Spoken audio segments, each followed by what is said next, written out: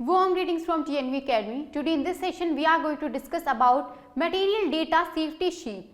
However, before we begin our discussion, let me tell you about the key takeaways of this session. At the end of this session, you will be able to understand what is material data safety sheet, what is the purpose of material data safety sheet, what are the responsibilities related to MDSS, what are the contents under MDSS, and where to keep MDSS. So let's begin our discussion and know what is an MDSS.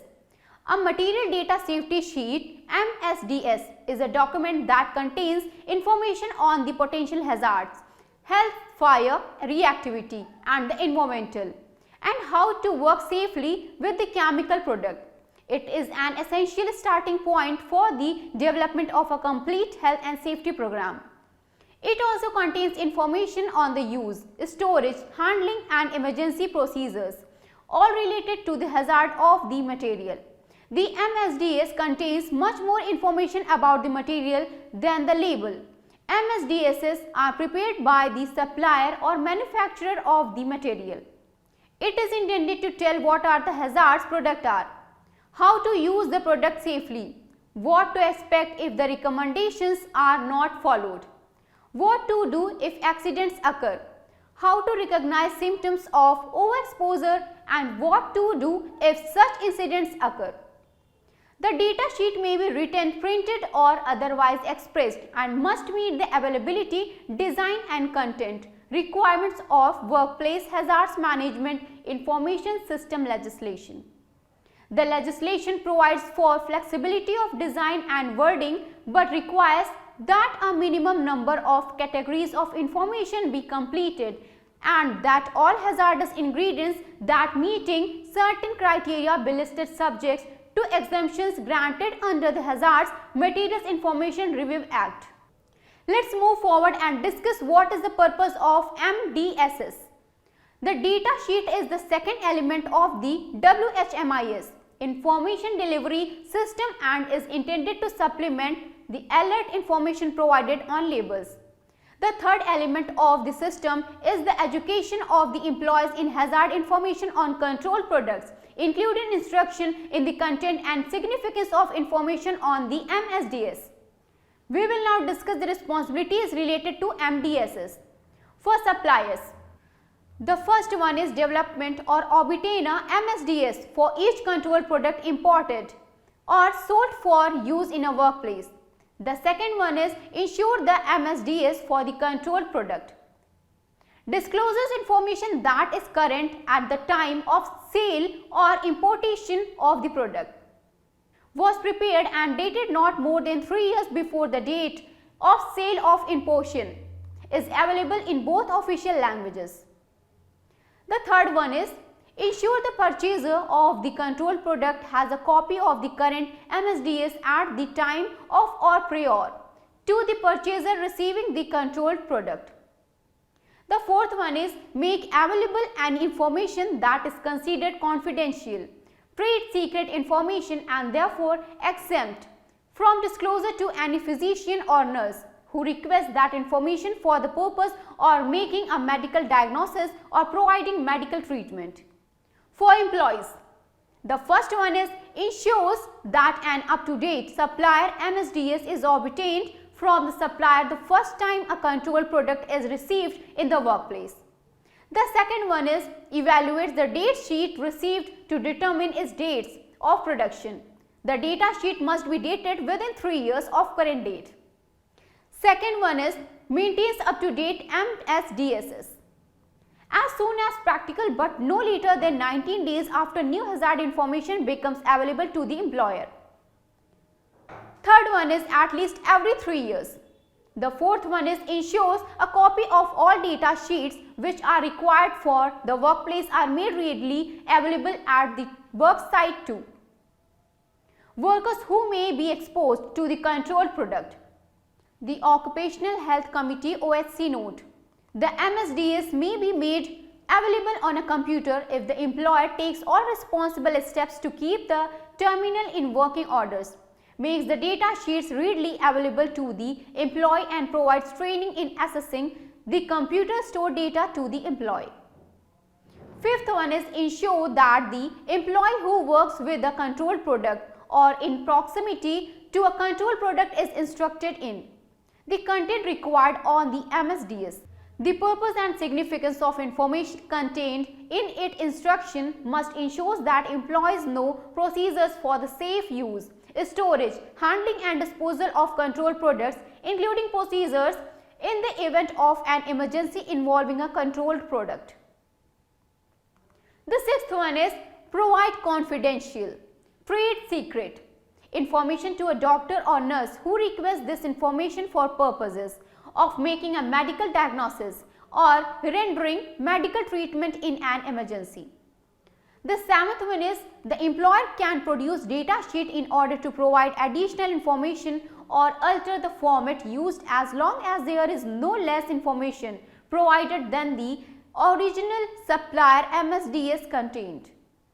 For worker, following training by the employer, follows a safe worker or preventative measures as instructed by the employer, knows where the sheets are located and how to find pertinent information on safe use and first aid measures. Let us now discuss what are the contents covered under MDSs. A supply material safety data sheet must provide at least 9 categories or sections of content and approximately 60 items of information distributed among those categories. An MSDS must be reviewed at least every 3 years. The categories must have following similar headings. Hazardous ingredients. This section will include the chemical names and concentrations concerning the hazardous ingredients. The LD50 and LC50 indicate the short-term toxic potential. CS number, which is useful in locating more information, especially if the product is known by numerous names. Preparation information. This section includes the name, address and telephone number of who prepared the MSDS, the date the MSDS was prepared. If more than 3 years old, it must be updated. Product information.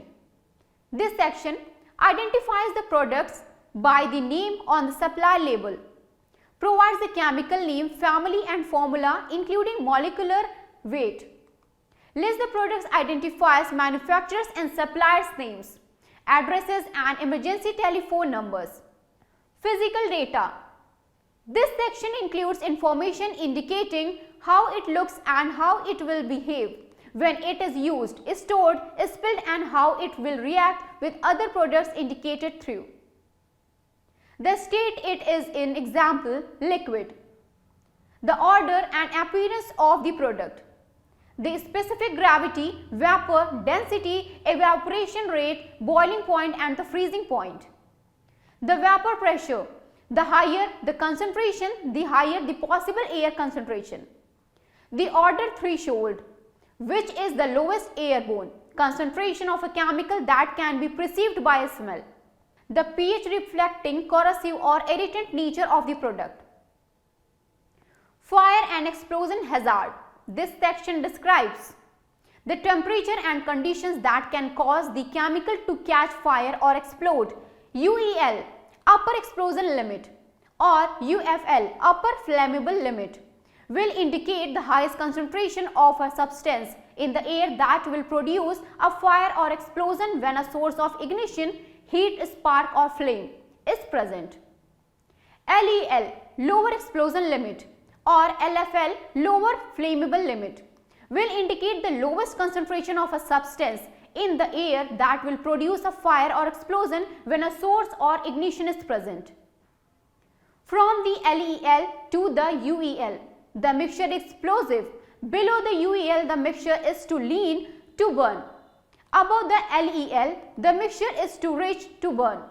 However, concentrations before the UEL are still very dangerous because if the concentration is lowered by introducing fresh air, it will enter the explosive range.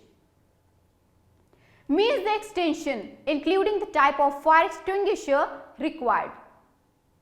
Personal protective equipment required for firefighting.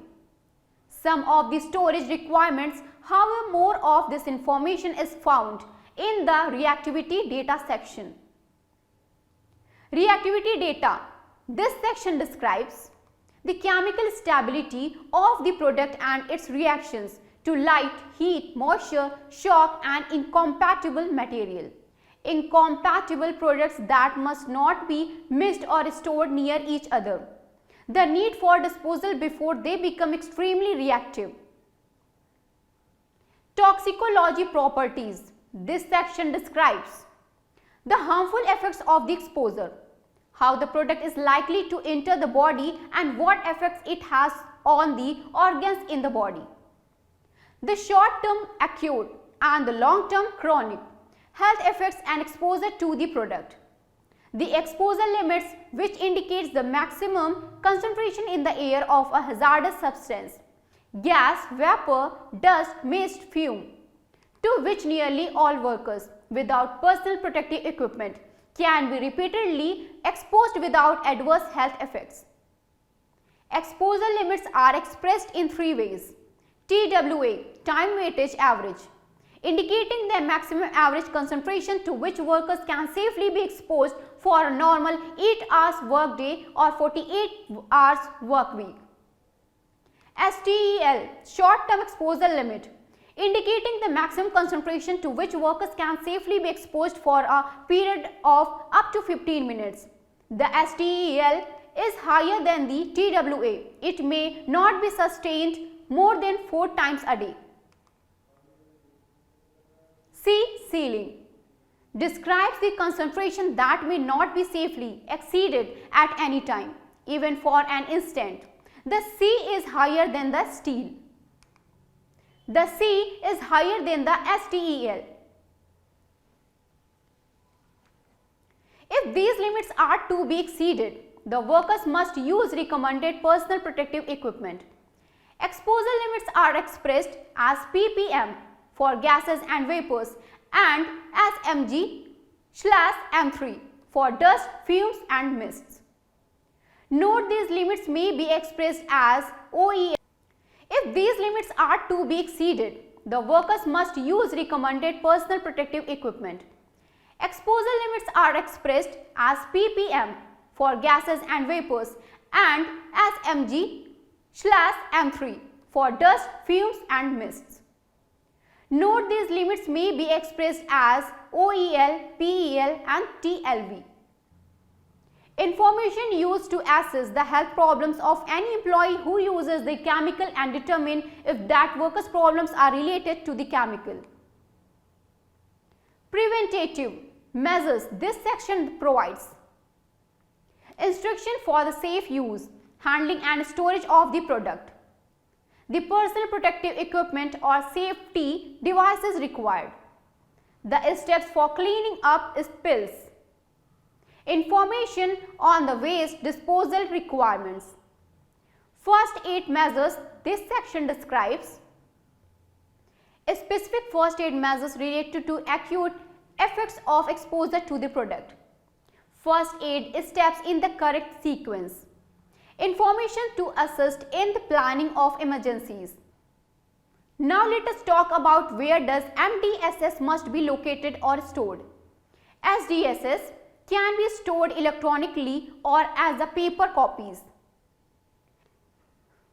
SDSS must be stored in a location that all staff can access during work hours, not behind a locked door or on a password protected device to which they do not have the password. SDSS must be stored in the work area, not far away or in another building. If electronic copies are used, SDSS must still be available if the area loses electricity or internal access. Backup options include a laptop with PDFs or any electronic file on the local hard drive, PDFs downloaded onto a USB stick, a computer with PDFs on the local hard drive that is hooked up to a battery backup or plugged into an outlet on a backup generator read outlets. So we have now come to the conclusion of this session. In case you have any questions regarding what we have discussed today, then please put them in the comment section of the video and we will be really happy answering them. Till we meet next, it's best wishes from TNU Academy. Thank you.